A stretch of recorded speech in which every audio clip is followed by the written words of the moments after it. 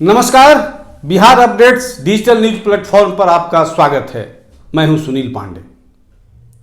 अजब संयोग है कि आज फिर उसी व्यक्ति की चर्चा होगी, उसी राजनेता की चर्चा होगी जो पिछले एक महीने से मीडिया में छाए हुए हैं।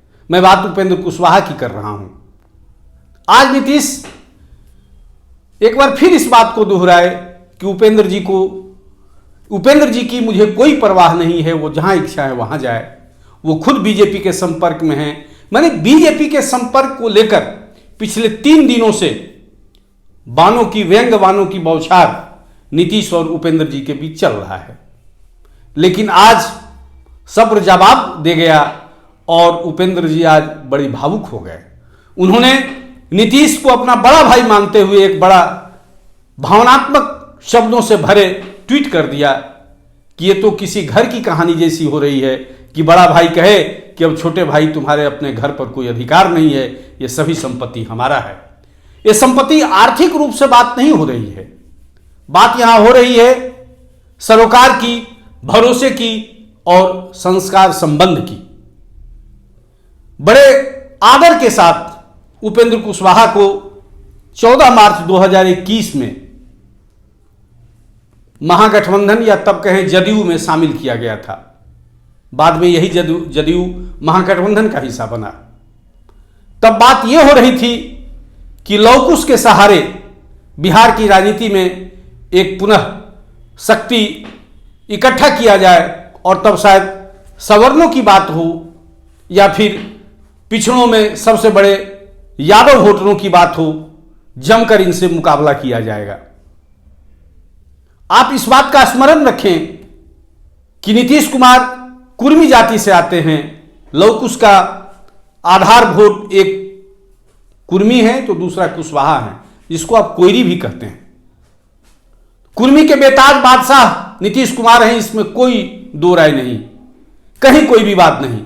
लेकिन कुशवाहा वोट के लिए अभी भी कई नेता हाथ पैर मार रहे हैं। बड़ा चंक बेशक जदयू के पास है। उमेश कुशवाहा जो इस पार्टी के राज्य स्तरीय प्रेसिडेंट हैं, बिहार जदयू के अध्यक्ष हैं, वो इसी वर्ग से, इसी जाति से आते हैं। उपेंद्र कुशवाहा को लाने का मकसद भी यही था कि कुशवाहा का एक बड़ा चंक मजबूती से, कमिटमेंट के साथ जदयू का हिस्सा बने। कुछ और नेता हैं कुशवाहा से जिनका स्मरण करना यहां जरूरी है। सम्राट चौधरी हुए जो भाजपा में अभी सबसे ज्यादा मुखर बताए जाते हैं, मुखर हैं।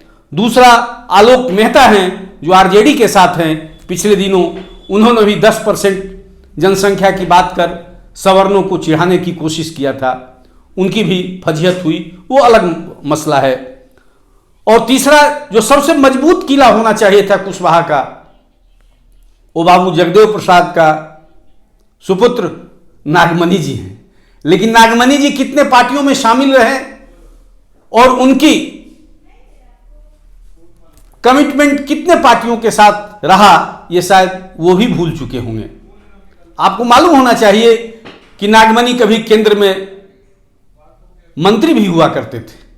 लेकिन आज ये स्थिति है कि कुशवाहा की यदि आप बात करें तो नागमणि की चर्चा नहीं होती है। अब बात मैं फिर उस मुद्दे पर आता हूं कि उपेंद्र जी की ये बेचैन भरी, ये भावनात्मक शब्द कहां से आए और अब क्या माना जाए। कल भी हमने अपने वीडियो में इस बात की चर्चा किया था कि उपेंद्र जी बेशक परेशान हैं, लेकिन खुद से त्याग पत्र देकर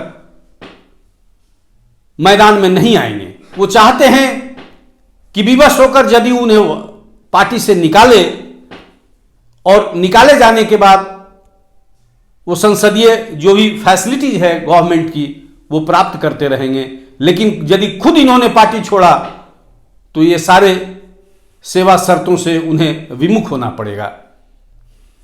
लेकिन इस बात में दो राय नहीं कि अब नीतीश जी और उपेंद्र जी की रास्ते जुदा हो गए हैं और आने वाले समय में आप देख सकते हैं कि इसका पटाक्षेप जरूर होगा। बात और विवाद आरजेडी के तरफ से नीतीश को निशाना बनाते हुए शुरुआत हुई थी, आपको याद होगा। सुधाकर सिंह पूर्व कृषि मंत्री द्वारा नीतीश पर जो बयान व्यंग डाले गए थे, उसी के प्रत्युत्तर में उपेंद्र जी ने कमान संभाला था। लेकिन दुर्भाग्य देखिए, या इसे राजनीति का रंग समझिए, राजनीति क्या होती है, आप जिसके लिए लड़ रहे थे वही आपको बेदखल करने के लिए डी रिकॉग्नाइज कर रहा है आपको। यही राजनीति है। कल तक बड़े अच्छे संबंध थे, उप मुख्यमंत्री की बात हो रही थी, वो निर्वासित राजनीतिक जीवन से अपनी तुलना करते हुए पेवेलियन की चर्चा कर चुके थे। बिहार की राजनीति में, बिहार की राजनीतिक पिच पर, क्रीज पर आने के लिए बेताब देख रहे थे। लेकिन आज जो शब्द उन्होंने इस्तेमाल किया है अपने ट्वीट में, वो बड़ा बेहद भावनात्मक है। हर कोई सोचने को मजबूर होगा। भावनाएं बिकती हैं और इस भावनात्मक शब्दों के इस्तेमाल से उपेंद्र कुशवाहा खुद को ऊर्जावान करने के चक्कर में हैं और यह बात आम लोगों तक ले जाना चाहते हैं कि मेरे साथ दगा किया गया, और नीतीश दगाबाजी करने में कहीं कोई कसर नहीं छोड़ रहे हैं। अब आने वाले दिनों में इसमें कई दिलचस्प किस्से भी सामने आएंगे कि चूंकि कहा गया है कि जो आपका दोस्त है और जब वो सबसे बड़ा दुश्मन बनता है तो कई बातें पब्लिक फ्रंट में आती है और कई ऐसी राज की बातें लोगों तक सामने आती हैं। अब आप सब्र रखें, बिहार की जनता अगले आने वाले कुछ दिनों में कई और रंग बिहार की राजनीति में देख सकेंगे। धन्यवाद।